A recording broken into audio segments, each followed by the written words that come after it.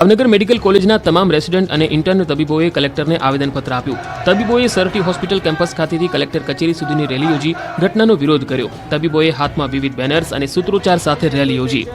IMA Morbi સાથે જોડાયેલા doctors દ્વારા જિલ્લા કલેક્ટરને આવેદનપત્ર પાઠવ્યું. મોરબી જિલ્લા કલેક્ટરને આવેદનપત્ર આપવામાં આવ્યું. સતત બીજા દિવસે હડતાલથી રાજકોટમાં દર્દીઓને હાલાકી. કોલકાતાની ઘટનાના પડઘા ગુજરાતમાં પડ્યા છે. રાજ્યભરના તબીબો હડતાળ પર ઉતર્યા છે. ત્યારે રાજકોટ સિવિલ હોસ્પિટલના ડોક્ટરો મેદાનમાં આવી ગયા. ડોક્ટરોની હડતાળને કારણે બીજા દિવસે દર્દીઓને પરેશાન થવાનો વારો આવ્યો. સતત બીજા દિવસે ઓપીડીમાં દર્દીઓની લાઈન લાગી તો કેટલાક દર્દીઓ સારવાર વગર જ હોસ્પિટલ કમ્પાઉન્ડમાં સ્ટ્રેચર પર ફરતા જોવા મળ્યા. દર્દીઓને સમયસર સારવાર ન મળતા દર્દીઓને ભારે હાલાકી થઈ.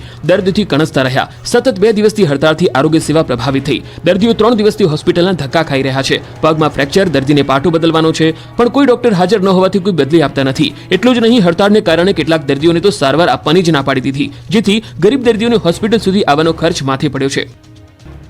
લો કોલેજમાં એડમિશનમાં પડતી હાલાકીને લઈને રાજ્યભરમાં એબીવીપીનો વિરોધ.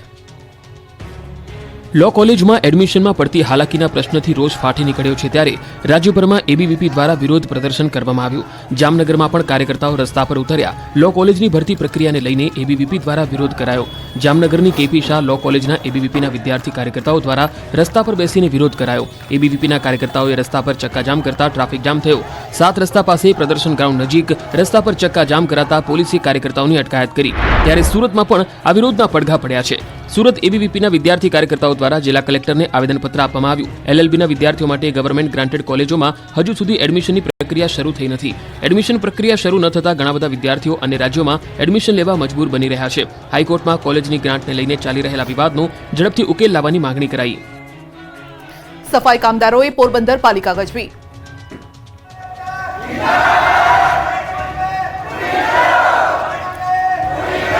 આ વિરોધ, હલ્લાબોલ અને પ્રદર્શનનું કારણ છે પગાર. સફાઈ કામદારોએ પોરબંદર પાલિકામાં ઘૂસીને વિરોધ પ્રદર્શન કર્યું હતું. પોરબંદર છાયા પાલિકાના સફાઈ કામદારોને 4 માસથી પગાર ચૂકવાયો નથી. તહેવારો માથે છે, છતાં કોન્ટ્રાક્ટ કર્મચારીઓનો 4 માસનો પગાર બાકી હોવાથી ગરીબોને ઘર ચલાવવાના ફાંફા પડી રહ્યા છે. ત્યારે પગાર ચૂકવવાની માંગ સાથે સફાઈ કામદારોએ પાલિકા કચેરી ગજવી હતી. ધરણા પર બેસીને વિરોધ પ્રદર્શન કર્યું હતું. હલ્લાબોલ કરી 2 મહિનાનો પગાર તાત્કાલિક ચૂકવવા રજૂઆત કરી તો કાયમી કામદારોનું એરિયર્સ ચૂકવવાની માંગ કરી. પગાર નહીં કરવામાં આવે તો સફાઈ કામગીરી બંધ કરવાની અપાઈ ચીમકી. ચોરોથી બચવા ગોધરાના વેપારીઓનો ગજબનો કિમિયો. આ દુકાન પરથી તમને શેમ્પૂ, ક્લીનર, લાકડાના વેર સિવાય કંઈ નહીં મળે. એટલે મહેરબાની કરી દુકાનનું તાળું તોડવાનો પ્રયાસ કરતા નહીં, તો મહેનત પાણીમાં જશે. દુકાન બહાર આવી નોટિસો મારી છે ગોધરાના વેપારીઓએ, કેમ કે ગોધરામાં છેલ્લા કેટલાક દિવસથી તસ્કરોએ તરખાટ મચાવ્યો છે. દુકાનોને નિશાન બનાવી રહ્યા છે. લાખો રૂપિયાની ચોરી થતા વેપારીઓ બેહાલ થઈ ગયા છે. ત્યારે પોલીસ પણ તસ્કરોને પકડવામાં નિષ્ફળ નીવડતા અંતે વેપારીઓએ ચોરીની ઘટનાઓને ટાળવા માટે આ પ્રકારનો ગજબનો કિમિયો શોધી કાઢ્યો. તસ્કરો દુકાનમાં ચોરી જ ન કરે એટલે દુકાનની બહાર દરવાજા પર ચોરો માટે આ પ્રકારની નોટિસ લગાવી દીધી. તસ્કરોના ત્રાસથી કંટાળીને રહીશોએ નોટિસ લગાવી. વાત આશ્ચર્ય પ્રમાણે એવી છે, પણ આ દ્રશ્યો તેની સાક્ષી પૂરે છે. નોટિસમાં દુકાનદારોએ તસ્કરોને સંબોધીને લખાણ લખ્યા છે કે આ દુકાનમાં તોડફોડ કરવી નહીં, દુકાનમાં કયો માલ સામાન છે તેની વિગતો પણ લખી છે. એટલું જ નહીં, દુકાનમાં તોડફોડ કરવાથી કંઈ મળે નહીં અને મહેનત પાણીમાં જશે એવા લખાણ લખ્યા છે. શહેરના કાઝીવાડા વિસ્તારમાં દુકાનો પર આવા સ્ટીકરો જોવા મળી રહ્યા છે. દાંતાના તારંગાડા ગામે શાળાએ જવા બાળકો નદીમાંથી પસાર થવા મજબૂર. માથા પર દફતર, હાથમાં બૂટ, કાખમાં છોકરાઓ, નીચે ધસમસતું નદીનું પાણી અને જીવનો ખતરો. તંત્રના પાપે ભણતર માટે કઈ હદે દાંતાના તારંગાડા ગામના બાળકોને મજબૂરી કરવી પડે છે તેનો આ બોલતો પુરાવો છે. દાંતાની તારંગાડા શાળામાં બાળકોને પહોંચવું હોય તો દરરોજ આ જ રીતે નદીમાંથી પાર થવા મજબૂર થવું પડે છે. જીવના જોખમે નદી પાર કરી શાળાએ વિદ્યાર્થીઓને પહોંચવું પડે છે. તારંગાડા ગામની પ્રાથમિક શાળામાં ના ફક્ત બાળકો, શિક્ષકો પણ આ જ રીતે નદી પાર કરીને શાળાએ પહોંચે છે. શાળામાં આવવા માટે વિદ્યાર્થીઓને માથે દફતરો મૂકીને નદી પાર કરવા આવવું પડી રહ્યું છે, કેમ કે શાળાએ જવા માટે કોઝવે નહીં હોવાથી સતત વહેતા પાણીના વહેણ વચ્ચે વિદ્યાર્થીઓ શાળાએ જવા મજબૂર જોવા મળ્યા. દર ચોમાસામાં વિકટ સ્થિતિ બનતી હોવાના કારણે વિદ્યાર્થીઓ અભ્યાસ કરવા માટે શાળાએ આવી શકતા નથી, જેથી તેઓના ભણતર પર ભારે અસર પડે છે. ગત વર્ષે 2 બાળકો તણાઈ જતા હજુ સુધી તંત્રની આંખો ઉઘડતી નથી. વિદ્યાર્થીઓ માટે ચોક્કસ કોઈ ઉકેલ લાવી શક્યું નથી. હાલાકી ભરી સ્થિતિમાં અભ્યાસ કરતા વિદ્યાર્થીઓ માટે શાળામાં પૂરતા ઓરડા પણ નથી. ધૂમધકતા તડકામાં બેસીને કરવો પડે છે અભ્યાસ. સુરતના કામરેજમાં દીપડો તોફાને ચડ્યો છે અને ખેડૂતોમાં ફફડાટ. સુરતના કામરેજમાં ફરી એકવાર દીપડો તોફાને ચડ્યો. સુરતના કામરેજના એક ખેતરમાં આંટાફેરા મારતા ખેડૂતોમાં ફફડાટ ફેલાયો. શિકારની શોધમાં બિંદાસ્ત ફરી રહેલો દીપડો કેમેરામાં કેદ થયો. વિડીયોમાં જોઈ શકાય છે કે દીપડો કામરેજના 84 ગામ પાસેના એક ખેતરમાં ફરી રહ્યો છે. આ ઘટનાને કોઈ સ્થાનિક દ્વારા કેમેરામાં કેદ કરવામાં આવી હતી.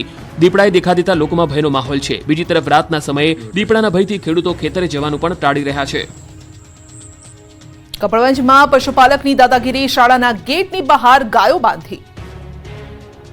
ખેડા જિલ્લાના કપડવંજ તાલુકાના પશુપાલકોની દાદાગીરી સામે આવી છે. પશુપાલકોએ શાળાની ગેટની બહાર જ ગાયો બાંધી દીધી હતી, જેના કારણે શાળાએ જતા બાળકો અટવાયા.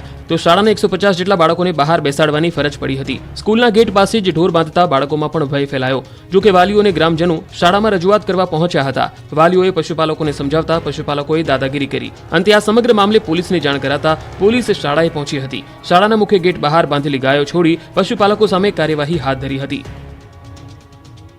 અમદાવાદમાં કચરો ભરવાની વાન બની પેસેન્જર ગાડી. અમદાવાદમાં કચરો ઉપાડવાનું વાહન પેસેન્જર વાહન બની ગયું. જુઓ આ દ્રશ્યો, જેમાં કચરો ભરીને લઈ જવાનો હોય તે વાહનમાં લોકો ઉપર બેસીને બિંદાસ્ત સવારી કરી રહ્યા છે. એ પણ મોતને આમંત્રણ આપી. એક નહીં પરંતુ બે વાન પર બેસીને લોકો ડર વગર સવારી કરી રહ્યા છે. ઘોડાસર સ્મૃતિ મંદિર નજીક કચરાની ગાડી પણ પૂરપાટ જઈ રહી છે.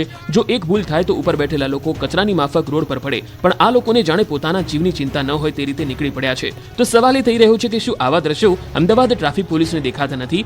રોડ પર અકસ્માત થાય તો આખરે કોણ જવાબદાર? કોણે કચરાની ગાડીમાં જોખમી સવારીની મંજૂરી આપી? કાનપુરમાં સાબરમતી એક્સપ્રેસના 22 ડબ્બા પાટા પરથી ઉતર્યા. ઉત્તર પ્રદેશના કાનપુરમાં સાબરમતી એક્સપ્રેસ ટ્રેન પાટા પરથી ખડી પડી હતી. તેના 22 ડબ્બા પાટા પરથી ઉતરી ગયા છે. ટ્રેન વારાણસીથી અમદાવાદ તરફ આવી રહી હતી. આ દુર્ઘટનામાં કોઈ જાનહાનિ થઈ નથી. કેટલાક યાત્રીઓ ઘાયલ થયા છે. કાનપુર શહેરથી 11 કિલોમીટર દૂર ભીમસેન અને ગોવિંદપુરી સ્ટેશન વચ્ચે વહેલી સવારે અકસ્માત થયો હતો. ટ્રેક પર મૂકેલી કોઈ ભારે વસ્તુ સાથે અથડાવાને કારણે ટ્રેન પાટા પરથી ઉતરી ગઈ હતી. ડ્રાઈવરનું માનીએ તો પથ્થર સાથે અથડાવાના કારણે આ અકસ્માત થયો હતો. એક્સપ્રેસ રેલવે ટ્રેક પર પોતાની ઝડપે દોડી રહી હતી. ટ્રેનમાં બધા મુસાફરો શાંતિથી સૂઈ રહ્યા હતા. કાનપુરના ગોવિંદપુરી સ્ટેશનની નજીક ટ્રેન આવતા જ જોરદાર અવાજ આવતા લોકો જાગી ગયા હતા. ટ્રેનમાં સવાર લોકો ભારે હોબાળો અને બૂમા પાડવા લાગ્યા. એટલામાં જ ટ્રેન જોરદાર અવાજ સાથે થંભી ગઈ. ટ્રેન ઊભી થતાં જ ગભરાઈ ગયેલા લોકો તરત જ બહાર આવી ગયા અને જોયું તો તેનાથી તેઓ ચોંકી ગયા. ત્યારે રેલવે મંત્રીએ સોશિયલ મીડિયા સાઇટ એક્સ પર આપેલી માહિતી પ્રમાણે આ બનાવમાં કોઈ પ્રવાસી કે સ્ટાફને ઈજા થઈ નથી અને યાત્રીઓ માટે અમદાવાદ તરફ આગળના પ્રવાસની વ્યવસ્થા કરી. આ બનાવ બાદ ઘણી ટ્રેનોના રૂટમાં બદલાવ આવ્યો. ખોડલધામના નરેશ પટેલ અને જયેશ રાદડિયા વચ્ચે કોલ્ડ વોર. દિલીપ સંઘાણીએ સમજાવટની જવાબદારી લીધી. સૌરાષ્ટ્રના બે દિગ્ગજ પાટીદાર નેતા જયેશ રાદડિયા અને ખોડલધામના નરેશ પટેલ વચ્ચેનું કોલ્ડ વોર હવે કોઈનાથી છૂપું નથી. પાટીદાર સમાજના બે નેતા વચ્ચે કોલ્ડ વોરનો મામલો વધુ ગૂંચવાયો છે. સૌરાષ્ટ્રના બે દિગ્ગજ પાટીદાર નેતાઓ વચ્ચે વર્ચસ્વની લડાઈ બરાબર જામી છે. ત્યારે બંને નેતાઓને સમજાવવાની જવાબદારી દિલીપ સંઘાણીએ લીધી છે. રાજકોટના હેમુ ગઢવી હોલ ખાતે આજે પાટીદાર સમાજ દ્વારા સન્માન સમારોહનું આયોજન કરવામાં આવ્યું, જેમાં ઇફકોના ચેરમેન દિલીપ સંઘાણી તેમજ ખોડલધામ પ્રમુખ નરેશ પટેલ સહિત પાટીદાર સમાજના આગેવાનો ઉપસ્થિત રહ્યા. આ તકે દિલીપ સંઘાણીએ કહ્યું કે નરેશ પટેલ અને જયેશ રાદડિયા વચ્ચે ચાલતા ખટરાગ અંગે વ્યક્તિગત સમજાવટ કરી સમાધાનના પ્રયાસ કરીશ. સંઘાણીએ કહ્યું કે બંને અમારા સમાજના આગેવાન છે, બંને સન્માનનીય આગેવાન છે, બંનેને હું વ્યક્તિગત રીતે સમજાવીશ. બંને લોકો પોતપોતાની જગ્યાએ ખૂબ સારા કામ કરી રહ્યા છે. રાજકોટના કાર્યક્રમમાં દિલીપ સંઘાણી અને નરેશ પટેલ એકબીજાની બાજુમાં બેઠેલા જોવા મળ્યા. હીરામાં મંદી દૂર થાય તે માટે 11 કિલોમીટર ચાલી રત્ન કલાકારો સાળંગપુર પહોંચ્યા. ટેકાવ્યું માથું. હીરા ઉદ્યોગ મંદીના અજગરી ભરડામાં સપડાયો છે. ત્યારે મંદી દૂર થાય તે માટે બોટાદ જિલ્લા ડાયમંડ એસોસિએશન દ્વારા બોટાદથી સાળંગપુર સુધી પદયાત્રા યોજી. ઢોલ નગારા ડીજેના તાલ સાથે પદયાત્રા બોટાદથી નીકળી હતી. 11 કિલોમીટર ચાલીને રત્ન કલાકારો સાળંગપુર પહોંચ્યા હતા. ત્યારબાદ દાદાના દર્શન કરી ધ્વજારોહણ કર્યું. હીરા ઉદ્યોગમાં ઘણા સમયથી મંદી છે, જે દૂર થાય તે માટે દાદાને પ્રાર્થના કરી. યાત્રામાં હીરા વેપારી, કારખાનાના માલિકો, રત્ન કલાકારો પણ જોડાયા. બોટાદ જિલ્લામાં 1200 થી 1500 હીરાના કારખાનામાં 70,000 જેટલા પરિવાર ચલાવે છે પોતાનું ગુજરાન. હાલ તેઓના ઘરનો ચૂલો સળગાવવો પણ મુશ્કેલ બની ગયો છે. કષ્ટભંજન દેવ હનુમાનજીને 2000 કિલો ડ્રાયફ્રૂટનો અન્નકૂટ ધરાવાયો. ડ્રાયફ્રૂટના વાઘા સૂર્યમુખીની થીમવાળો શણગાર કર્યો. સુપ્રસિદ્ધ યાત્રાધામ સાળંગપુર કષ્ટભંજન હનુમાનજી મંદિરે પવિત્ર શ્રાવણ મહિનાની ભવ્યાતિ ભવ્ય ઉજવણી કરવામાં આવી રહી છે. દર શ્રાવણ માસ દરમિયાન દર શનિવારે હનુમાનજી દાદાને દિવ્ય શણગાર તેમજ અન્નકૂટ અને વિવિધ કાર્યક્રમો યોજાય છે. ત્યારે શ્રાવણ માસના શનિવારે હનુમાનજી દાદાને ડ્રાયફ્રૂટના વાઘા સાથે સિંહાસને સૂર્યમુખીની થીમવાળો શણગાર કરાયો. દાદાને ડ્રાયફ્રૂટના વાઘા પહેરાવી ડ્રાયફ્રૂટનો અન્નકૂટ ધરાવી આરતી કરવામાં આવી.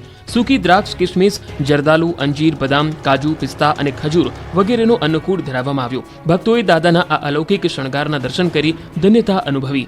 દાદાના ડ્રાયફ્રૂટના વાઘા 3 દિવસની મહેનતે રાજકોટમાં તૈયાર થયા છે, તો દાદાના સૂર્યમુખીની થીમ 4 દિવસની મહેનતે વડોદરામાં તૈયાર થઈ છે. દાદાને 2000 કિલો ડ્રાયફ્રૂટનો અન્નકૂટ ધરાવાયો છે. આ અન્નકૂટ માટે ડ્રાયફ્રૂટ અમદાવાદથી મંગાવવામાં આવ્યા. શ્રાવણ માસ દરમિયાન શ્રી હનુમાનજી ચાલીસા પાઠ અનુષ્ઠાનનું આયોજન કરવામાં આવ્યું. શ્રી હરિ મંદિરમાં દિવ્ય હિંડોળાના તેમજ મંદિર પટાંગણમાં યજ્ઞશાળામાં મારુતિ યજ્ઞના અનેરા દર્શનનો લાભ લઈ ધન્યતાનો અનુભવ કર્યો છે. ખંભાતના સ્વામિનારાયણ મંદિરમાં ભવ્ય હિંડોળા ઉત્સવ મનાવાયો. આણંદ જિલ્લાના ખંભાતમાં 125 વર્ષ જૂના પૌરાણિક સ્વામિનારાયણ મંદિરમાં હિંડોળા ઉત્સવનું આયોજન થયું. આણંદ જિલ્લાના ખંભાત શહેરના રાણા ચકલા વિસ્તારના સ્વામિનારાયણ મંદિરમાં ભવ્ય હિંડોળા ઉત્સવ મનાવાયો. મંદિરમાં હીર કહેતા સુરતના કલાત્મક હિંડોળા ભક્તો માટે આકર્ષણનું કેન્દ્ર બન્યા. સ્વામિનારાયણ ભગવાનના સમયમાં 200 વર્ષ પૂર્વ ખંભાત દરિયાઈ બંદર હતું અને હીર કહેતા સૂતર ખંભાતનું પ્રખ્યાત હતું, જેથી તે સમયે સ્વામિનારાયણ ભગવાન ભક્તો શ્રી હરિને હીરનો ખેસ પહેરાવતા. ત્યારબાદ ખંભાત સ્વામિનારાયણ મંદિર બન્યું અને પ્રતિવર્ષ શ્રાવણ માસમાં શ્રી હરિને હીરના હિંડોળે ઝુલાવવામાં આવે છે, જેના દર્શન થકી ભક્તો ધન્યતાનો અનુભવ કરે છે. મંદિરમાં સંધ્યા આરતી સમયે સંગીતના વિવિધ રાગ પર કાંસી જોડા અને ઢોલના તાલ સાથે ભજનની રમઝટ બોલાવાય છે. ભક્તો દ્વારા શ્રી હરિના વિવિધ ભજનોનો ઉત્સવ સાંભળવો એક લહાવો છે. જૂનાગઢમાં જૂની ડિઝાઇન મુજબનો બ્રિજ કરવાની માંગ 1000 સહીવાળો પત્ર પીએમને મોકલાયો. જૂનાગઢને મળેલા પ્રથમ ઓવરબ્રિજને લઈને વિવાદ વકર્યો છે. તંત્રએ બ્રિજની ડિઝાઇન બદલી નાખતા હવે સ્થાનિકો મેદાનમાં આવ્યા. સ્થાનિક તંત્ર, ધારાસભ્ય, સાંસદ અને સીએમને રજૂઆત કર્યા બાદ પણ બ્રિજની ડિઝાઇનમાં કોઈ ફેરફાર નહીં થતા રોષ ફેલાયો છે. ત્યારે લોકોએ 1000 સહીવાળો પત્ર પીએમને લખીને જૂની ડિઝાઇન પ્રમાણે ઓવરબ્રિજ બનાવવાની માંગ કરી. પહેલા H આકારની બ્રિજની ડિઝાઇન હતી, પણ 2.5 વર્ષ બાદ પદાધિકારીઓ બદલાતા જૂનો ઠરાવ રદ કરી નવી ડિઝાઇન પ્રમાણે S આકારના બ્રિજને મંજૂરી આપતા વિવાદ વકર્યો છે. S આકારના બ્રિજને જૂની બોડીએ નામંજૂર કર્યો હતો, તેને ફરીથી મંજૂરી આપતા રોષ છે. રક્ષાબંધનના તહેવારને લઈ રાખડી ઉદ્યોગમાં તેજી. ટંકારામાં બહેનો તૈયાર કરે છે 60 લાખથી વધુ રાખડી.